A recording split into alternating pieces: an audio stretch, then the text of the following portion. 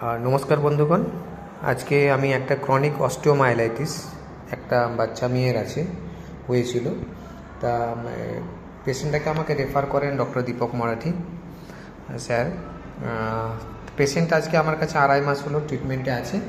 তা ও কেমন আছে একটু জেনে নেব। তোর কোথায় অসুবিধা হচ্ছিল মা? ওখানে কি হয়েছিল? ঘা হয়েছিল। ওর কিন্তু এভিএন হয়েছিল, ক্রনিক অস্টিওমাইলাইটিসে ছিল, ফেমার হেড অফ দ্য ফেমারেতে কিন্তু এভিএন হয়েছিল। হ্যাঁ, আর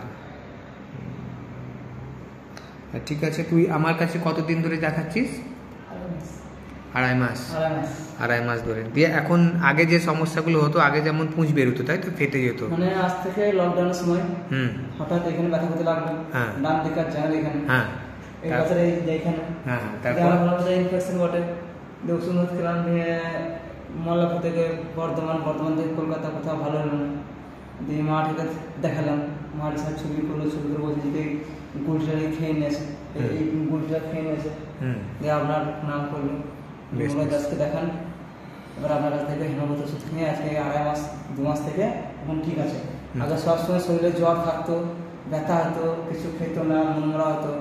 এখন জ্বর ব্যথা কিছুই নাই। পা থেকে ছোট ছোট করে ফোড়ার মতো ফাটতো, মানে দাবনাগুলো থেকে 2 থেকে 3 অন্তত শক্ত পর ফুটে যেত। ভালো আবার হতো। বেশ বেশ, ঠিক আছে, ধন্যবাদ। আমি দেখছি কিভাবে তোমাকে ঠিক করতে পারা যায়। হ্যাঁ, বেশ।